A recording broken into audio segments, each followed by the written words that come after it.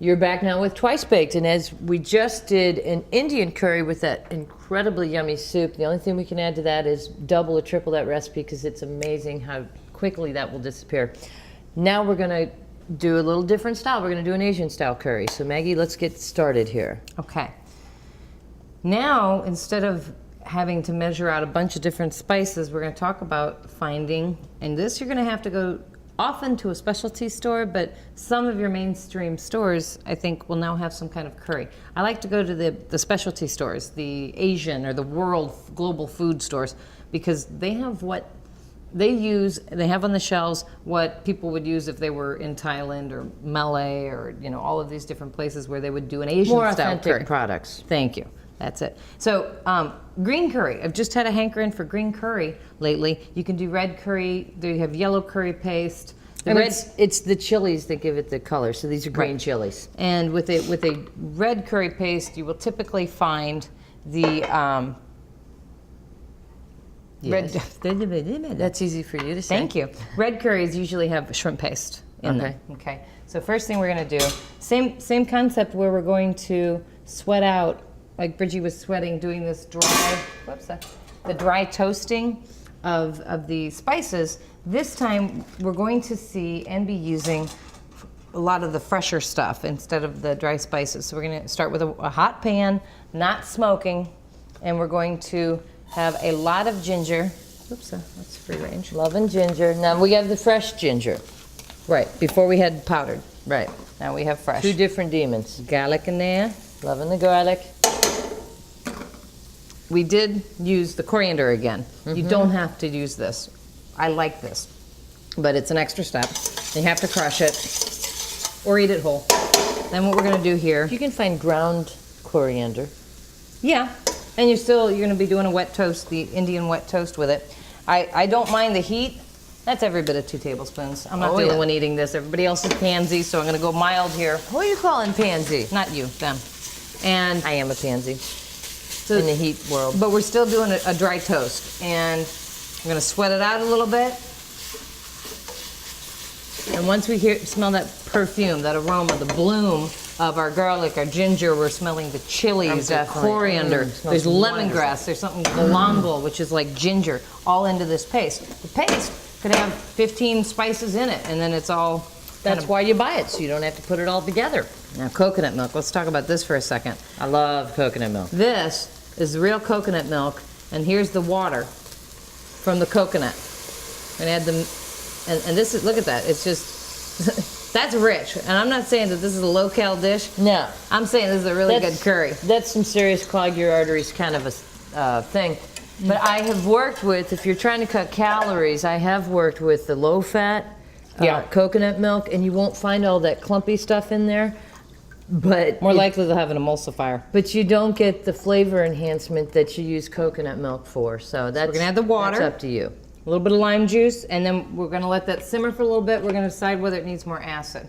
Now to go with our curry, instead of rice, instead of some kind of a pasta, we're gonna use what's called bean thread, which a lot of times, and you find it in these packages, sometimes they're smaller packages, which are easier to work with if you're not doing a huge amount. And then you gotta break it off, it's like a bale. Hot water, doesn't have to be boiling. And it's very straw-like. It's gonna go everywhere, watch. Where are my scissors? Do I have my scissors? This reminds me of Daddy. Where are my scissors? I'll have to leave the camera's eye and I'll make somebody mad. All right, watch this. All right.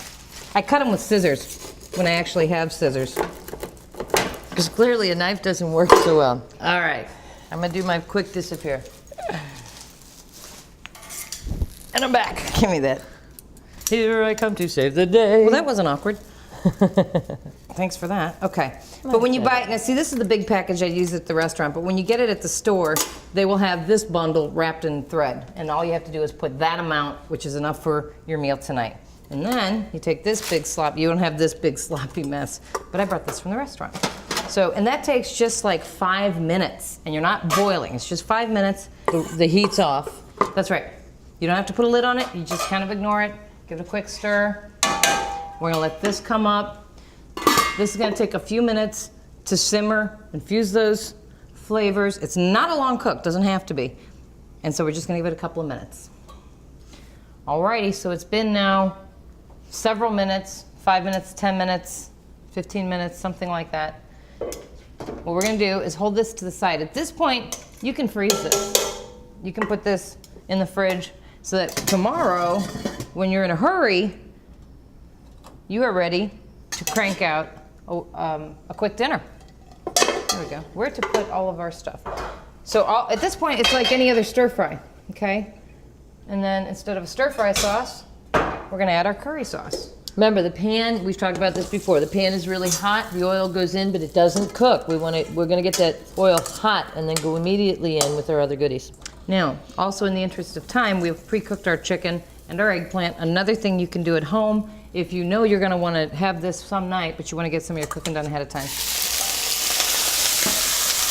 And that's spitting like it is because Of the liquid from the our... liquid that came out of the chicken. That chicken, thank you. Those are twin sentences. That's chicken, yeah. She That's starts, twin- I finish, I know what she's saying. All right, so, how beautiful that is. It is very pretty. Bright colors. Now we don't want those green onions to cook for too long. Now, meanwhile, lest we've forgotten, I'm gonna hold on to the cilantro because that is something that I only put in at the very last minute. We're gonna go over here. Aha, we're gonna bring these noodles out. We've let them be in there 5 minutes, 10 minutes. Depends on the width of the noodle. They're gonna vary. And when they're pliable and they're opaque like this, they're ready. And so all we have to do here, make sure your chicken is cooked all the way through. Our chicken is well cooked. Our green onions are lightly cooked. And then we go in with some curry.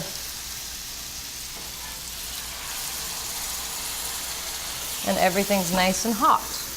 Let's see. All right, then it's time to go to the plate. Go in here with our noodles. You can go, I put the noodles into the curry. Like that. Okay. What do I do with my cilantro? I moved it on you. Some cilantro in there. You can do mint if you want want. in here? Yeah. And we have, Oopsie, that was a big one. Give me that back. Give me the leaves. Lovely. If you don't like cilantro, don't use cilantro.